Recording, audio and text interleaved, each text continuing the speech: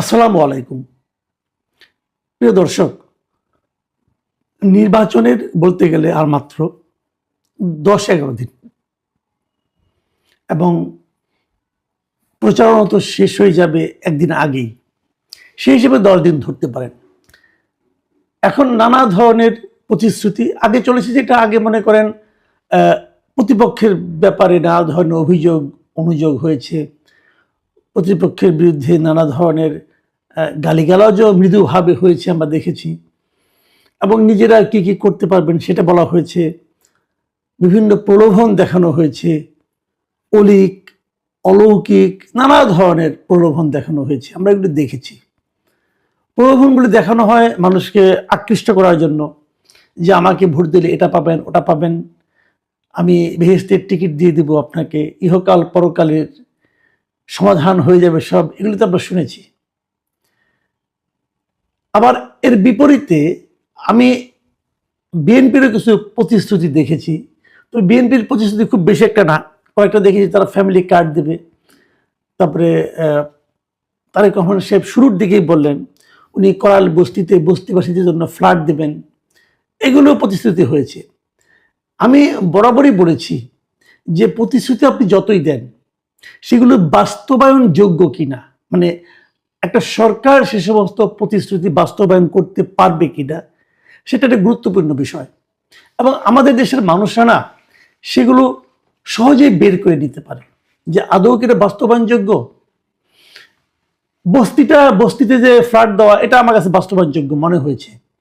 উনি পারতে পারেন, ওই জায়গায় যদি বহুতল ভবন করা হয় সেখানে হয়তো দিতে পারেন। কিন্তু আমার একটু সন্দেহ আছে, সেটা হলো ভবনের বাস্তবায়ন যখন করবে, যখন বহুতল ভবন তৈরি করবে, যখন ফ্ল্যাটগুলি তৈরি করবে, পাবে কারা? দেখা যাবে দলের গুরুত্বপূর্ণ ব্যক্তিদের, যাদের ড্রাইভার অথবা বাসার কাজের লোক, তাদের আত্মীয় স্বজন হয়তো দেখবে তারাই পাবে, যারা বস্তিতে এতদিন ছিলেন দীর্ঘদিন ধরে, 15 বছর 20 বছর, হয়তো দেখা যাবে তালিকায় তাদের নাম নেই। এরকম হওয়ার সম্ভাবনা আছে, কারণ এর আগেও হয়েছে, আমরা দেখেছি। আওয়ামী লীগ আমলে এই ধরনের উদ্যোগ নেওয়া হয়েছিল, ফল এরকমই হয়। যাই হোক, তবুও বাস্তবায়নের জন্য করতে পারেন, এটা অবশ্যই ইতিবাচক দিক। কিন্তু আজকে আমি এই ভূমিকাটা দিলাম এই কারণে যে বিএনপির একজন খুবই গুরুত্বপূর্ণ নেতা ইদানিং, মিস্টার ডক্টর মাহাদি আমিন, উনি তারেক রহমান সাহেবের একসময় উপদেষ্টা ছিলেন, এখন এই নির্বাচনের সময় উনি মূলত মুখপাত্র হিসেবে কাজ করছেন। ওনার একটা বক্তব্য আমি শুনলাম। সেই বক্তব্যটা শুনলে আমি অবশ্যই চমকিত হয়েছি। আমার কাছে বিশ্বাস হতে চাইনি প্রথম। বিভিন্ন কয়েকটা পত্রপত্রিকায় এক এক ধরনের এক এক পত্রিকায় দেখলাম, কেউ বললো এভাবে, কেউ বললো ওভাবে। মূল বক্তব্যটা শোনার জন্য আমি ইন্টারনেটে, ইউটিউবে ওনার আমি সরাসরি বক্তব্যটা পেলাম, ভিডিওটা পেলাম। উনি কি বলেছেন এটা আপনাদের সঙ্গে একটু আমি শেয়ার করতে চাই। আমি ওনার বক্তব্যটা থেকে হুবহু আমি এটাকে লিখে নিয়েছি, কাজে এখানে একটা শব্দ এদিক ওদিক হওয়ার কোনো সুযোগ নেই। আপনি শুনুন উনি কি বলেছেন। উনি বলেছেন যে তারেক রহমান ঘোষণা দিয়েছেন সবার জন্য আমরা ইন্টারনেটকে ফ্রি করতে চাই প্রাতিষ্ঠানিকভাবে। দেখুন, এটুকু শুনলেই কিন্তু আপনি বিস্মিত হয়ে যাবেন, সবার জন্য ইন্টারনেট ফ্রি। এটা তো একটু অন্যরকম লাগে কিন্তু। কারণ দেখেন, এই যে আমাকে অনেকে ফোন দেয় কিভাবে, গ্রামের থেকে ফোন আসে, ওরা ওই আপনার এমবি কিনে আমার বক্তব্য শুনে আমাকে একজন বলেছিল যে বৃষ্টির দিনেও ঘরে বসে আসে, দেখি যে আমার মোবাইলে এমবি নাই, তারপরে আমি দোকানে গিয়ে আবার এমবি কিনে নিয়ে এসে মোবাইলে আমার কন্টেন্ট শুনেছেন, এটা বলেছিলেন আমাকে। তো ওই এমবি কিনে একটা কন্টেন্টের জন্য এমবি কিনে, ইউটিউব দেখার জন্য এমবি কিনে তারা কিন্তু আমাদের এগুলো দেখে। তো তাদের এই এমবি আর কিনতে হবে না এখন থেকে। যদি বিএনপি ক্ষমতায় আসে, সব ইন্টারনেট উনি ফ্রি করে দিবেন। তারপর আবার পরে আমি ভাবলাম আসলে কি সবাইকে বলেছেন নাকি কোনো জায়গায় বলেছেন। আমি আবার আরেকটু পড়লাম, মানে আরো কি বলেছেন সেটা শুনলাম আর কি, যেটা আমি লিখে আপনাদের পড়ে শোনাচ্ছি। তারপর বলেছেন যে বিএনপি ইনশাল্লাহ সরকার পরিচালনায় আসলে বাংলাদেশের সব স্কুল, কলেজ, বিশ্ববিদ্যালয়, অফিস, গ্রামীণ ডিজিটাল সেন্টার, হাসপাতাল, রেল স্টেশন এবং এয়ারপোর্ট সহ যেসব জনবহুল স্থান রয়েছে সেগুলোকে ধাপে ধাপে বিনামূল্যে ইন্টারনেট সুবিধার ভিতর আনতে চাইবে। আসেন এই বাক্যটা একটু আগে বিশ্লেষণ করি, তারপরে আমরা পরের বাক্যে যাব। এখানে যেটা বলেছেন যে এগুলোতে বিশ্ববিদ্যালয় কলেজ এগুলো থাকবে, গ্রামীণ ডিজিটাল সেন্টার কি আমি যাই না, ওটাই থাকবে, হাসপাতালে থাকবে, রেল স্টেশনে থাকবে, এয়ারপোর্টে থাকবে, ঠিক আছে। তারপরে বলছেন যেসব জনবহুল স্থান রয়েছে, এখন জনবহুল স্থান কোনগুলো? জনবহুল স্থান হাট বাজার, জনবহুল স্থান। দেশের সমস্ত হাট বাজারে ইন্টারনেট আমরা পাবো, আশা করতে পারি।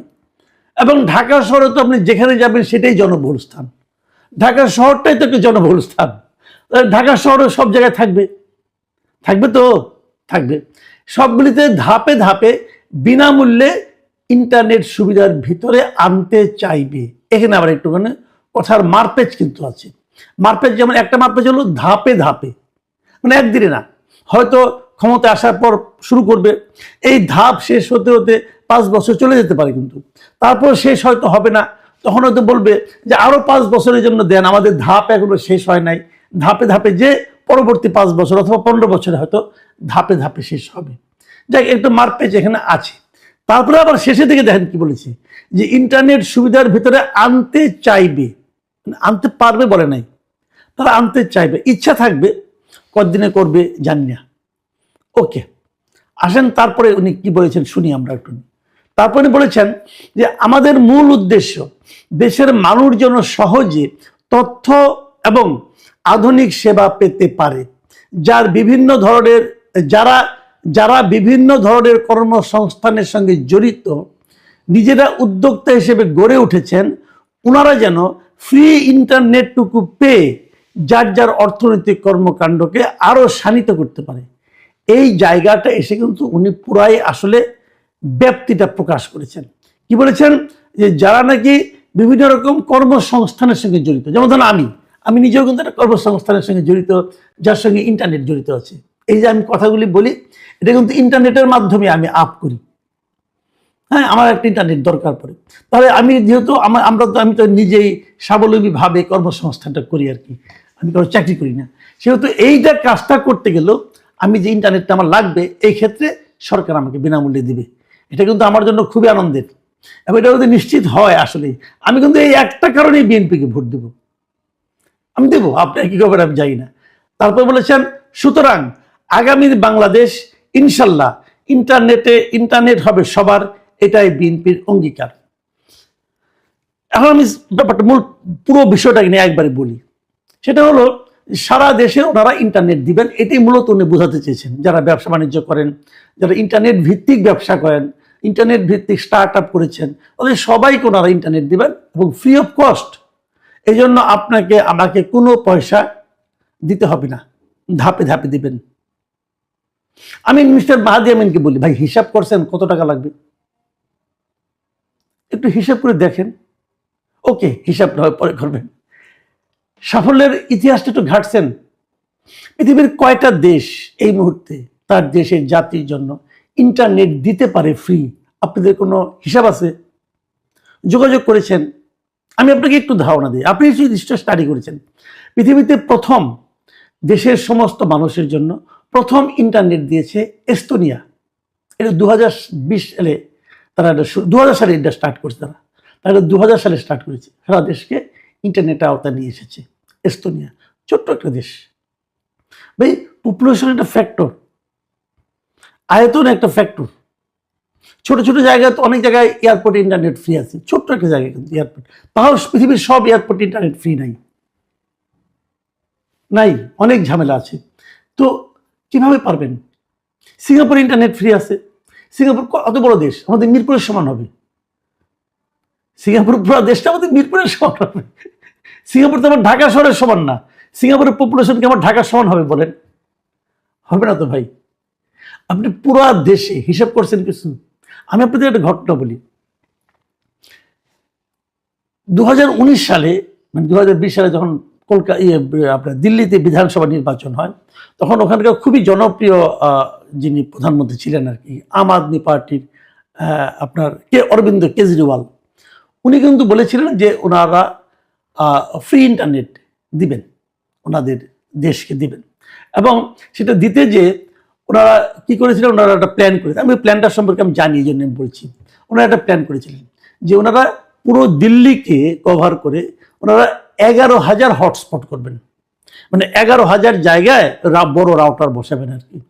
ওটাকে দিলে পরে 11,000 জায়গা করলে পরে সেটা মোটামুটি পুরো মানে দিল্লি শহরটাকে আপনার ওয়াইফাইয়ের আওতার মধ্যে আনা যাবে।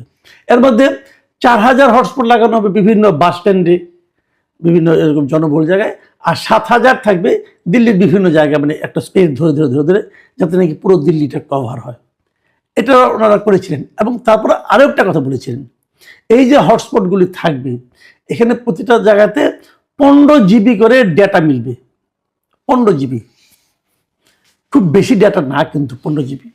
তাহলে মানুষ ওখানে টুকটাক টুকটাক কাজ দিয়ে বড় মেসেজ করা, তারপরে আপনার হোয়াটসঅ্যাপ করা, এগুলো হয়তো টুকটাক তারা করতে পারে, বড় বড় ডাউনলোড হয়তো করা যাবে না। তো এইটা তারা করতে চেয়েছিলেন। ইন্টারেস্টিং হলো কেজরিওয়াল এই কাজটা শেষ করতে পারে নাই পরবর্তী 5 বছরে, জাস্ট পারে নাই। এখন তো কেজরিওয়াল সরকারই নাই, তাহলে ওই কাজ শেষ। কাজেই মাহাদি আমিনকে আমি বলছি, ভাই এত সহজ না জিনিসটা করা। হিসাব নিকাশ করেন, আপনার কত টাকা আছে দেখেন, মাঝখান থেকে যে জিনিসটা হবে এই কাজ করতে যে আপনি হয়তো আপনার দলের কিছু লোকের একটা কর্মসংস্থানের ব্যবস্থা করে দিবেন, যে তোমরা হটস্পট লাগাও, আবার হটস্পট কার কাছ থেকে কিনবেন, এগুলি হবে। এগুলি পারবেন না। তারপরে ধরলাম আপনাদের সদিচ্ছা আছে, আপনারা করতেও চান, আপনাদেরকে করতে দেওয়া হবে না। এখন যেটা আছে, এখন যারা ওয়াইফাইয়ের ব্যবসা করেন, বিভিন্ন রকম বড় বড় ওয়াইফাই কোম্পানি কিন্তু আছেন বাংলাদেশে। আপনি যখন আপনার এই বিকাশে যাবেন, যে দেখবেন যেখানে বিলিং সেটিংয়ে যাই দেখেন যে ওয়াইফাই বিল দিতে গেলে কতগুলি লিস্ট আসে, কয়েকশো আছে, পুরো ঢাকা শহরে আছে এরা ওয়াইফাই দেয়। এদের সবার ব্যবসা আপনি বন্ধ করে দিবেন, এরা আপনাকে ব্যবসা করতে দিবে? এরা করতে দিবে আপনাদেরকে? দেবেন। এখানে অনেক টাকা ইনভেস্টমেন্ট কিন্তু হয়ে আছে। যারা এই ওয়াইফাই ব্যবসা, এদের মাঝখানে মাঝে মাঝে দেখি এরা প্রেস কনফারেন্স করে যে ওই বিভিন্ন গ্রামীণ, তারপর রবি, তারপরে আপনার বাংলা লিঙ্ক, এরা কেন তাদের ওয়াইফাইটা নিয়ে যাচ্ছে, এটা নিয়ে তারা কিন্তু নানা রকম কান্নাকাটি করে, ব্যবসা করে, এবং সরকারের কাছে অনুরোধ করে।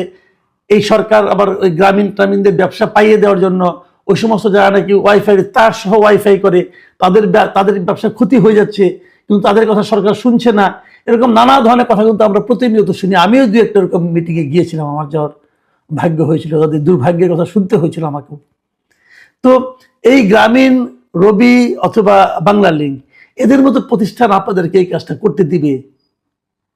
এদের যে পুঁজি, এদের যে ক্ষমতা, এদের যে বিভিন্ন মানে বড় বড় স্টেক হোল্ডারদের সাথে যে সম্পর্ক, সেখানে আপনার সরকার পারবে না ভাই। যেটা পারবেন না সেই প্রতিশ্রুতি দিতে যান কেন? আমি সবাইকে বলবো, বিভিন্ন সরকারের যারা নাকি সরকার আগে আসতে চান তাদেরকে বলবো, ভাই এই বেহেস্তের টিকিটও বিক্রি করেন না, এটা পারবেন না, এটা আপনার দেওয়ার ক্ষমতায় নাই। সরকার সিগনেচার করে দিলে বেহেস্তের দ্বার রক্ষে তাকে ঢুকতে দিবে না।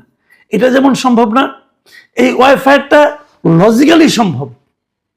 এটা দিতে পারলে দেশের অবস্থা চেঞ্জ হয়ে যাবে। এটা লজিক্যালি সম্ভব, কিন্তু প্র্যাকটিক্যালি আপনি পারবেন না। সবার কাছে অনুরোধ, জনগণকে মিথ্যা আশ্বাস দিয়েন না, জনগণকে অলিক স্বপ্ন দেখায়েন না, যেটা বাস্তবতার কাছাকাছি থাকে সেটা বলেন। দেখুন, মাহাদি আমিন কিন্তু বলেই খালাস, যখন না পারবেন লোকে কিন্তু মাহাদি আমিনকে খুঁজবেন না, লোকে তারেক রহমানকে খুঁজবেন। এই তারেক রহমানের রাজনৈতিক ভবিষ্যৎটাকে ঝরঝরে করে দিয়েন না মিস্টার মাহাদি আমিন, এটা কোনো ভালো কাজ না। প্রিয় দর্শক, এখন এ পর্যন্তই। আল্লাহ হাফিজ।